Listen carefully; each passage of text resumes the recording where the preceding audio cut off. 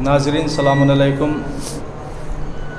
मैं मोहम्मद अब्बास खान आज हाज़िर हुआ हूँ अज़ादारी तक पर माह मुबारक रमज़ान के हवाले से कुछ सवालात और जवाबात, जिसके जवाबात के लिए मौलाना अली रज़ा अशतर साहब क़िबला मौजूद हैं।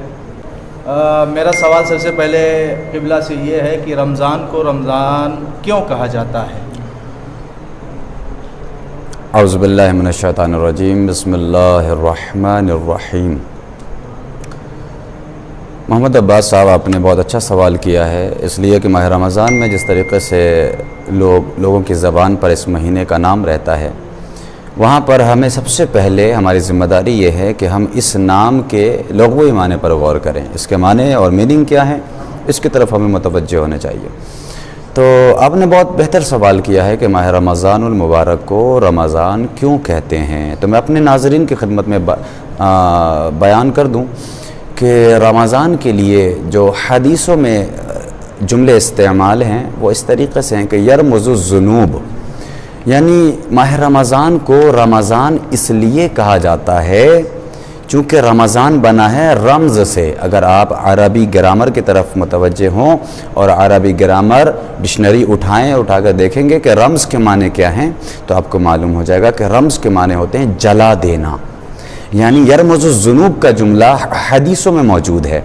इसका मतलब ये है कि माह रमज़ान को रमज़ान इसलिए कहा जाता है कि ये हमारे गुनाहों को जला देने की ताकत रखता है अपने अंदर, लिहाजा इसको रमज़ान कहा जाता है। लिहाजा हम कोशिश करनी चाहिए हमें, और अपने नाज़रीन की खिदमत में भी मैं गुजारिश करूँगा कि जितना ज़्यादा मुमकिन हो इस महीने में अल्लाह की क़ुर्बत हासिल करके अपने तमाम गुनाह कबीरा और सगीरा की मग़फ़िरत फरमाएँ। जी इंशाअल्लाह। मेरा दूसरा सवाल ये है कि माह रमज़ान की तैयारियाँ किस तरह की जाएँ? अच्छी बात है कि इन सवालों की तरफ हमारे नौजवानों को मुतवज्जे होना चाहिए कि माह रमज़ान की तैयारी ये बहुत ही ज़रूरी अमल है और बहुत ही अच्छी बात है कि माह रमज़ान की तैयारी किस तरीके से होनी चाहिए। हाँ, बहुत सी तैयारियाँ अजीब अजीब तरीक़े की होती हैं माशरे में, हर तरह के लोग आपको मिल जाएंगे। बज़ाहिर कुछ लोग ऐसे होते हैं जो तैयारियाँ इस तरीके से करते हैं कि जो तैयारी बज़ाहिर होती है, यानी कि वो अपने जिस्म को इस तरीके से तब्दील करते हैं कि जिसको देखने के बाद लोग कहें कि हाँ ये मुसलमान दिख रहे हैं।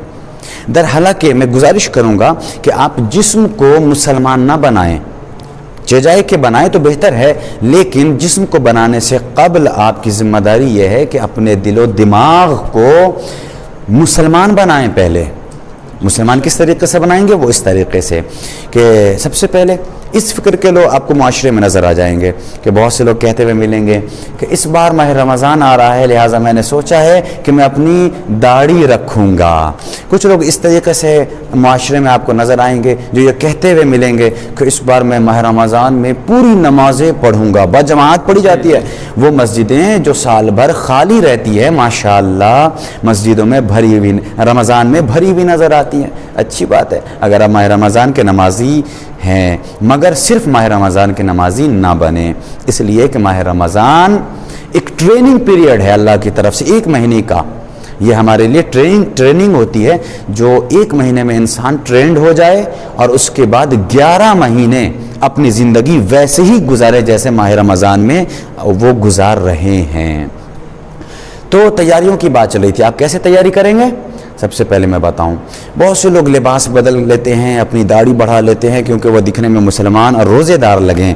लेकिन मैं दाढ़ी की बात आई एक जुमला कह दूं, शायद कि बहुत ही अच्छा जुमला हो और हमारे नौजवान भाइयों के लिए एक पैगाम होगा।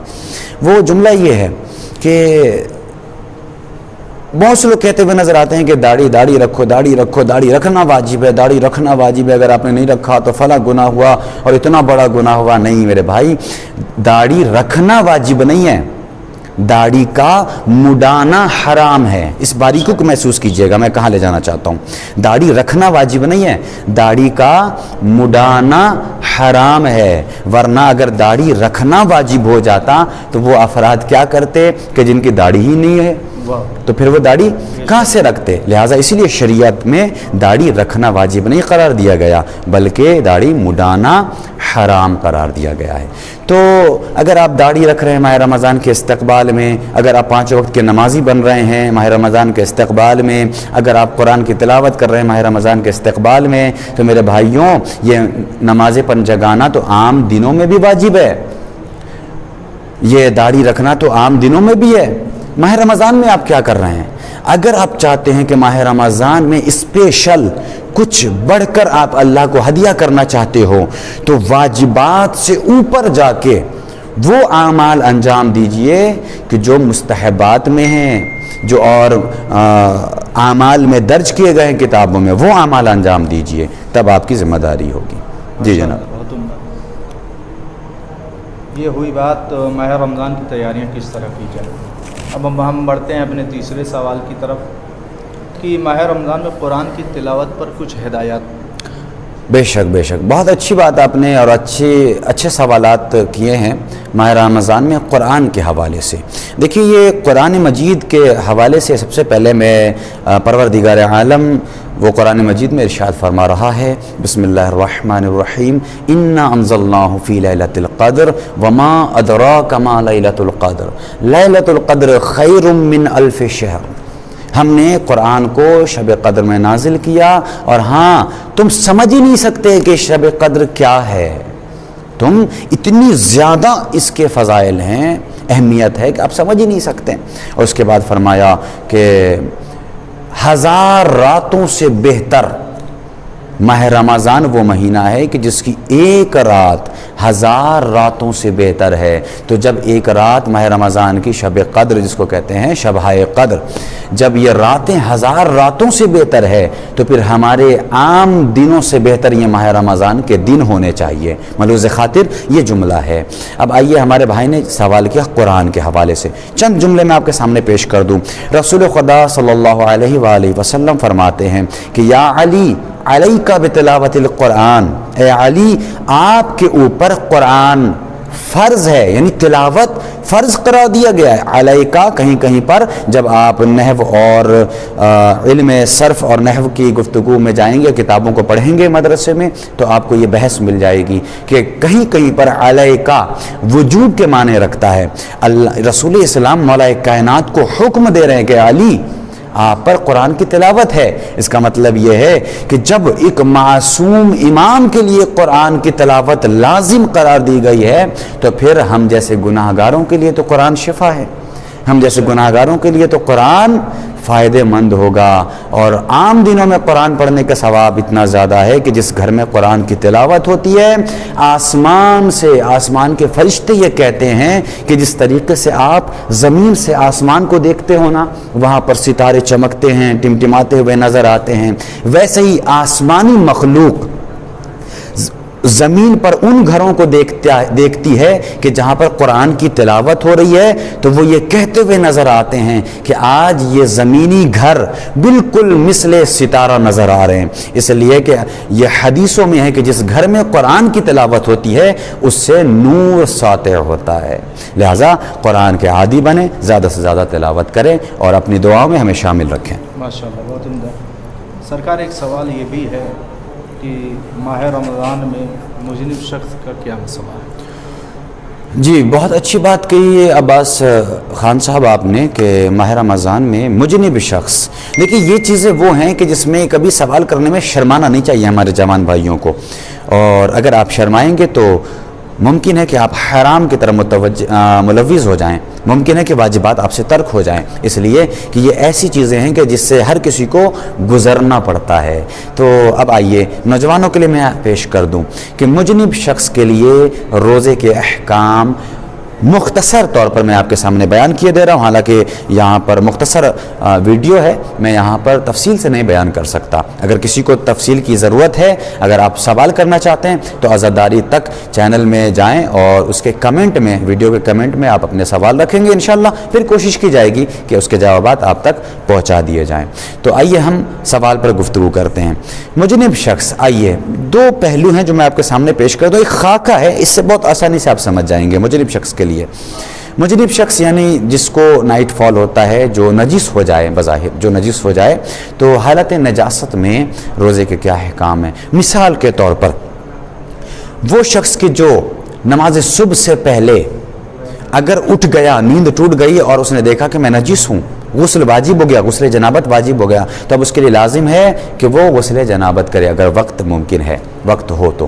لیکن اب آئیے ایک سوال ہوتا ہے کہ وہ حضرات کے جن کے پاس جو ابھی نیت کر کے، سحری کر کے، نماز صبح پڑھ کے سوئے ہیں اور مثال کے طور پر 10 بجے ان کی نیند ٹوٹی، اب جیسے ہی وہ نیند سے اٹھے انہوں نے دیکھا کہ میں نجس ہو گیا، میرے اوپر غسل جنابت واجب ہو گیا، ایسے موقع پہ آپ کیا کریں گے؟ غسل جنابت واجب ہے، آیا روزہ آپ کا صحیح ہوگا یا باطل ہو جائے گا؟ تو جواب سنیے، ایسے موقع پر اگر آپ مجنب ہو گئے تو آپ غور کیجئے گا، سب سے پہلے اٹھتے ہی آپ گھڑی دیکھیں، اگر ظہرین کا وقت نہیں ہوا تو فوراً آپ جائیں اور غسل کریں اور غسل کر کے نماز پڑھیں، آپ کا روزہ بالکل صحیح ہوگا۔ لیکن اگر کسی کی نیند ظہرین کے بعد ٹوٹی ہے تو ظہرین کے بعد وہ غسل کر سکتا ہے، روزے پر کوئی اثر نہیں ہے۔ لیکن اگر آپ ظہرین سے پہلے اٹھ گئے اور آپ نے غسل نہیں کیا تو آپ کے روزے پر اثر پڑ سکتا ہے۔ یہ ایک مختصر خاکہ تھا جو میں نے مختصر طور پر آپ کو جواب دیے ہیں مجنب کے احکام کے حوالے سے۔ اب ہمارا آخری سوال یہ ہے کہ شب قدر کی اہمیت اور فضیلت کیا ہے؟ جی خان صاحب، اچھی بات ہے، شب قدر چونکہ ماہ رمضان عبادتوں کا مہینہ ہے، رحمتوں کا مہینہ ہے، اور اس کے بارے میں متعدد حدیثیں ہیں، میرے پاس وقت نہیں ہے کہ میں آپ کے سامنے وہ حدیثیں پیش کروں۔ تو آخری عشرے جو ماہ رمضان کا آخری عشرہ ہے یعنی 20 سے 30 تک، اس میں شب قدر کی کچھ بابرکت راتیں ہیں کہ جس کے بارے میں خود اللہ قرآن میں کہہ رہا ہے کہ لیلۃ القدر خیر من الف شہر، یہ لیلۃ القدر، یہ رات، یہ شب قدر وہ شب ہے، وہ رات ہے جو 1000 راتوں سے بہتر ہے۔ کیا مطلب؟ 1000 راتوں سے بہتر کا مطلب یہ ہے کہ جو نماز، جو اعمال آپ عام راتوں میں کرتے ہیں، اگر آپ شب قدر میں انجام دیں گے تو اس کے ثواب بہت زیادہ ہے، اگر آپ نمازیں پڑھیں گے تو اس کے ثواب بہت زیادہ ہیں۔